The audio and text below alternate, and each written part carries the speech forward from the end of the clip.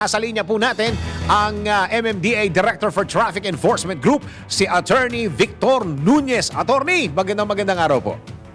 Magandang araw po at magandang umaga ko sa lahat ng inyong taga-subaybay. Nako, Attorney, mukhang kanina, pinag-uusapan ho namin ni Daryl kanina dito sa pag-uusap namin sa DWIZ, Attorney, itong darating na Friday, Christmas party, sweldo, bonus, lalong magbubuhol-buhol ang traffic na ganyan. Attorney, ano? Ito po at sa huling talaho ng MMDA Traffic Engineering Center Opo. nitong first week of December, Opo. nag-traffic count ho kami ng mga Ilan na? vehicle. Oh. Umabot na po sa peak na 464,000. What? This first week pa lang ho yan ng December. Wow. And we're expecting it na habang papalapit ang Pasko, this second week, third week, at tataas pa po yan, baka umabot 470 to 480,000 vehicles. So just imagine, hindi na rin ho kaya na talaga ng capacity ng ating road network. Oo. At ang tendency ho talaga, magkakaroon ng matinding traffic. Sasabayan nyo pa ng mga stalled vehicles, aksidente sa mga pangunahing lansangan. Talagang na-epekto ho talaga niyan, tutukod yung traffic. Oo. Kanina lang ho, may tumukod na naman. Meron na namang nagkabanggaan dyan along EDSA pa rin. Sa may paglampas ng Pasay. Dito na, EDSA na. Nag-traffic na, totoo po yun. So yung 464,000 na yun, Attorney, kailan ho nagsimula ito? Yung ginawa ko yung traffic count first week of December. Last week lang ho yan. Oo. Pero within second or third week, we're expecting it na tataas pa at lalaki pa yung numero ng vehicles. Alam niyo naman, maraming pupunta dito mga taga-probinsya, dito mamimili, dito bibili ng mga pangregalo, pangkalakal nila sa probinsya. So the tendency is lalaki pa po ang volume na yan at inaasahan natin na habang papalapit ang Kapaskuhan. Teka muna, Attorney. Kung ganito na kagrabe yung traffic natin, magpapapasok pa tayo ng mga provincial buses. Kailan ho magsisimula ito, Attorney? Usually po, ang ginawa namin, nakipagpulong po si Chairman Don Arte sa mga bus operators, pati na rin sa DPWH, yung nakaraang linggo lamang. Inalaw niya po itong pagpasok ng mga buses. Provincial buses, opo. From 10 p.m. to 5 p.m. 5 a.m. simula December 20 hanggang December 25.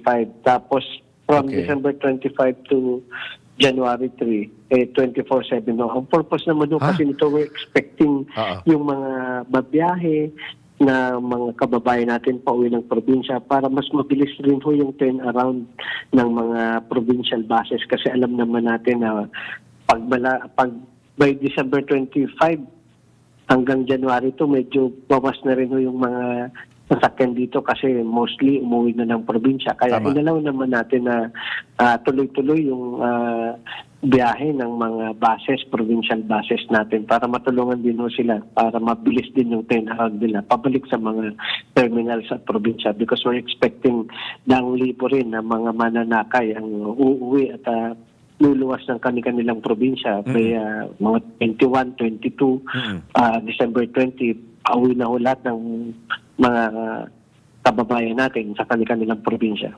Oo, nako. Pero hindi pa rin ho pwede magbaba ng mga pasahero. Diretso kailangan ng terminal. Actually ho, kapag ikaw ay biyahing South Luzon, ang baba nila ho ay dapat sa PITX. At kung PITX, ang biyahe nila naman ay North Luzon, baba nila sa Cubao lamang ho para hindi rin mag-criss-cross yung buses natin along EDSA, yung South and North Luzon buses, talagang bibigat naman ho talaga yan. Kaya pinayagan ni Chairman, yung endpoint nila is PITX if you are coming from South, at kapag galing naman ho sa North Luzon, hanggang Cubao lamang EDSA ang kanilang endpoint. Oo. Mga ilang bases ang pinag-uusapan natin diyan, Attorney? Libo rin ho yan kasi from South Luzon and North Luzon buses, marami yung provincial buses.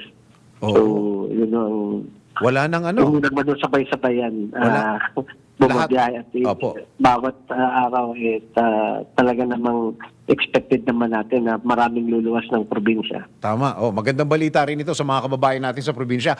So ibig sabihin nito parang lahat ng oras ay traffic na, Attorney, ano?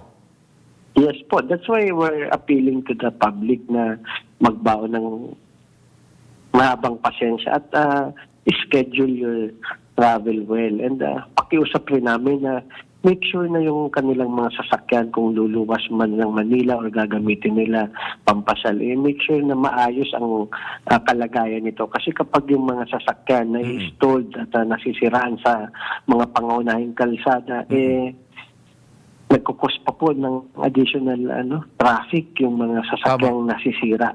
Tama, tama. Yun ho bang busway may sumisingat pa rin? May pumapasok pa rin po? Hanggang sa ngayon? Sa pagka-monitor namin, marami pa rin pasaway. Pero very, na rin po, matindi na ang rin. binawas Oo, ng mga violators nito. Hindi tulad nung dati, lalong-lalo na nung mababa pa ang penalty. So nung tinaas natin sa 5,000, yung penalty medyo bumawas so talaga yung numero ng mga nag-violate dito. Yun. Yun hong tuloy-tuloy pa rin ho yun, yung wala hong weekend sale sa mga mall na nakahilera po sa EDSA. Hindi lamang po yan sa EDSA, it's metro-wide. Nakipag-coordinate naman ho kami sa mga mall operators. Matagal na hong programa ng MMDA yan, may 10 taon na. At hindi naman namin sila pinabawalan yung bawat retailers o store na magkaroon ng sale sa iba't ibang malls. Ang pinagbabawalan lang natin yung mga 3-day weekday sale na talagang kapag nagsabay-sabay naman yung malalaking malls, conduct ng mga 3-day mall sale during weekdays, talaga naman ang nakita na natin yung epekto nito at bigat ng traffic. That's why for the longest time, yun na rin ang pakiusap natin sa mga mall operators. And bago natin nilalabas yan, si Chairman Don Artes, nakikipagpulong ko sa kanila at nakikipag-meet personal. At alam naman nila yung mga ginagawa, pati na rin yung pag-adjust ng delivery hours ng mga trucks sa mga malls, pati na rin yung pag-adjust ng mall hours. Taon-taon naman akong ginagawa yan. And wala naman kaming nakitang problema because we're still allowing those retailers, yung mga stores na mag-conduct ng kanilang sale. Kasi kahit naman nung saang mall, pag pumunta kayo, makikita nyo naman may mga sale sila lahat. At saka I would understand, attorney, kasi minsan na-experience ko po yan, yung palang traffic na nangyari sa EDSA, mga nakaraang taon ito, attorney, yung pala, puno na yung parking area ng isang mall, umabot na sa EDSA yung pila ng mga sasakyan.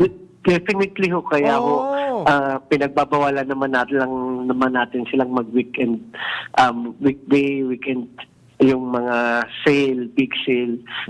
Kapag nitong nag-start lang po, November 18.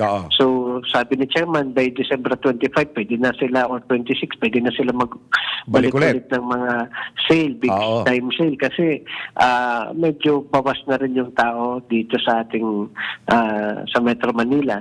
And yun lang naman ang namin pakiusap, and we're doing that every year naman matagal na namin ginagawa yan. Taon na rin, Yes. Ang problema, attorney, ewan ko kung kaya mo sagutin to, dahil merong Retailers Association na grupo na sinasabi, bakit naman ganun ang MMDA, hindi kami kikita pagka ganyan, ganun. Ang unang-una yung mga retailers, never namin pinagbawalan mag-sale. Tama. Ang pinagbawalan natin yung mall-wide sale. So, hindi naman sila siguro apektado nito because kahit saang mall, pag pumunta ka, yung mga retailers, yung mga stores, may nakalagay pa rin mga karatula na they are sale. May mga sale promo sila. Tama. So, we're doing this for quite a long time now. Ilang taon na natin itong ginagawa. And exactly. just now, lang sila nagreklamo. Opo. Naku, attorney, wala na ho akong masyadong oras, pero ihabol ko lang ho ito. Meron ho kasi akong lumabas sa aking feed, yung, ano ba yun, yung bridge, yung Guadalupe Bridge ba yun na hiyas, na gagawin na nakaschedule po for... go ahead. Actually, nakaschedule na yan. Nakipag-ugnayan naman ng ating ahensya, ang MMDA. Nagpulong ko ang MMDA sa pangunguna ni Chairman Don Artes sa DPWH. Kaya po, nakaplansya na ho yan. The DPWH and the contractor will start yung pagkumpuni ho niyan. By next year, baka ho by January, masimula na.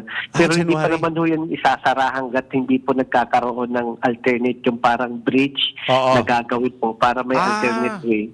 Pag sinara na ho, kapag natapos na ho yun, saka lang ho magsasara ng 2 linya Oo. dun sa Guadalupe Bridge. Oo. Okay. So, ang uunahin po muna yung alternate bridge. The bridge na dadaanan. Gagawin po ng DPWH. Ganun ho rin kalaki yun, yung Guadalupe Bridge, attorney? 2 linya lang naman ho ang masasara doon, and maggagawa rin ho ng tulay na temporary bridge para doon ho dadaan Dumaan. yung maapektuhan. Opo. Iyon. Oh, attorney, usually pagka ganito, papag-greet ko kayo ng Merry Christmas and a Happy New Year sa mga kababayan natin. Pero bibigyan ko ho kayo ng pagkakataon para kayo'y makapag-imbita sa mga kababayan natin ng mga Metro Manila MMDA, Metro Manila Film Festival movies. Sige, go ahead po. Opo. Inaanahan namin, ngayon po kasing taon ng 50th MMMF founding anniversary. So 50 years na po ang Yun. Metro Manila Film Festival. So magkakaroon no tayo ng 10 pelikula, ng mga Yun. kalidad na pelikula at mga bigating aktor at mga actress. So magsisimula ko yan sa December 25. So marami ho tayong mga pelikula, 10 pelikula ng mga kalidad at magaganda. Kompleto ho yan, pang pamilya, action, may drama, may horror. So sana ho tangkilikin nila ito at maging successful ang 50th Metro Manila Film Festival. Iyon. Attorney, maraming salamat po.